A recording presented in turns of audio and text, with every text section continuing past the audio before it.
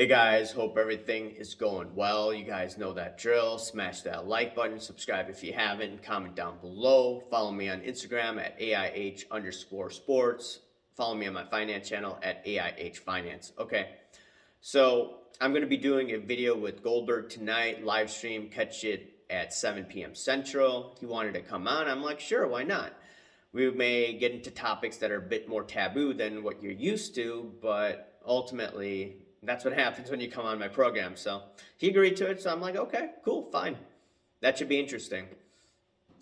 And now I wanted to get into the topic again of card porn and how I believe when they call themselves as watchdogs, I don't think that's the right thing for them to do by calling themselves watchdog. And here's the reason why. Number one, they didn't cover the Panini or the Backyard Bros situation as much as they should have, right? If you're a watchdog, you'd be asking more questions. Instead, they showed a video of Blez, right? They didn't show clips of Sports Card Radio, for instance, who's been covering this situation, and it's a huge story, right? Whether or not they agree with it, they could have covered it. So I think that was a red flag. Red flag 2, they did not cover Nat Turner's situation with the PSA 10, where it appears he got a much better grade, or he did get a much better grade than he should have, right? That's a red flag. So the theory was floated out, hey, does Jeff Wilson own it, right? This was told, I think, to Dan the Cardman. He watched a video, and he was just saying, hey, this is what was said. You know, I'm just reporting it, and I'm going to basically do more research on that. Now, I cannot corroborate whether Jeff Wilson owns it or not, but I reached out to CardPorn. CardPorn says that, no, they basically run the whole account. Okay, so assume CardPorn's telling the truth that they run the account.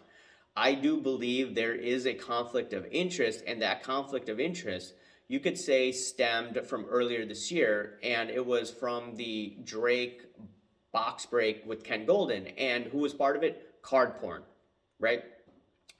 So you have to ask yourself the question, is CardPorn going easy on the good old boy network, the Ken Goldins of the world, the Nat Turners, the Collectors Universe, where there's a huge conflict of interest, in my opinion, right? And CardPorn also did, I think, a box break with Card Ladder, right? Once again, under the Collectors Universe umbrella at the National. So it appears that the guys from Collectors Universe are collaborating with CardPorn. And CardPorn, once again, on their Instagram account, says, your friendly hobby watchdog.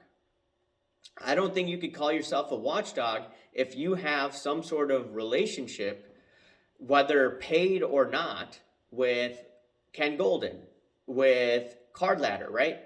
And someone would be like, hey, that's not a relationship. They did a collaboration, whatever. Collaboration, business opportunity, whatever, right? You have, in my opinion, compromised your integrity if you call yourself a watchdog.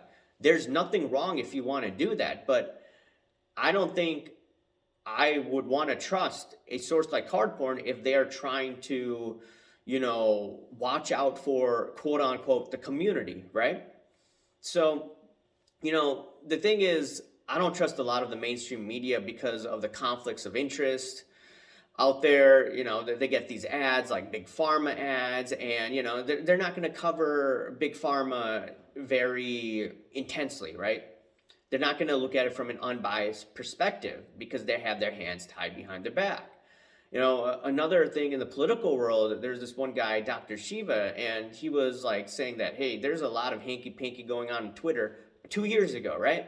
And he was telling people 2 years ago, cover this. They didn't cover it. Like, I think it was The Intercept with Greenwald was at it, and the owner, I think, was like the guy from eBay, Pierre Omidyar, or whatever his name is. And it seems that Pierre Omidyar was on a committee, this was from Dr. Shiva, that he was not, or he was funding some sort of censorship nonprofit or something like that. This is what I remember. And then Dr. Shiva told the journalist at The Intercept, hey, Greenwald, hey, you should cover this, right? But there was a conflict of interest where the owner was funding a nonprofit for censorship, and then Greenwald couldn't, in my opinion, do an article because of that conflict of interest. And then now The Intercept's talking about it 2 years later after the fact, where the censorship has been totally exposed. So it's the not so obvious establishment. So, in my opinion, card porn is the not so obvious establishment of the hobby, where, calling yourself a watchdog on your IG, but you're not going to cover the hard hitting issues. For instance, the Kaboom situation, right? Whether or not you agree with it, didn't cover it intensely, did not cover the Nat Turner situation. So, as I've mentioned, there's a problem with Collectors Universe owning all these companies, in my opinion, right? People call it capitalism. No, it's corporate communism because of the Fed bailing out the system and the pandemic, et cetera, et cetera, et cetera. I've talked about this, right? So they own Card Ladder, they own Goldin, they own PSA, and once again, they have influencers on YouTube, right? Which is a conflict of interest, in my opinion, right? They're not going to cover the hard-hitting issues, right? And then the not-so-obvious person in their camp, and I believe that's card porn, right? And thus, if you're not going to bash the Collectors Universe guys as much, then who else aren't you going to attack if you want to do collaboration events, right? You're not going to attack the big dogs of the hobby, right? The good old boy network, right? So, and the name Jeff Wilson's coming out. I don't think they're going to be as hard on him, right? Whether or not people like him or not, they're not going to be tough on all the higher ups of the hobby as they used to be. They used to do a very great job. Now it's, it's still good. It's a good channel, but not to the extent where if you call yourself a watchdog, well, I think they need to reconsider that term for their channel. But anyways, guys, I wanted to hear your take. Once again, these are my opinions, and I believe that card porn is probably owned by that dude and not Jeff Wilson, not a group of other individuals, but they have their hands tied behind the back because of their collaborations with Ken Goldin, with Card Ladder, and I think there will do more collaborations with them because you see the posts that are more positive oriented towards the guys at Collectors recently, right? These are my thoughts, guys. Let me know if you agree or disagree, and I'll talk to you tonight. Live stream, 7 p.m. Central. It should be a good one. All right. Talk to you later, guys. Bye.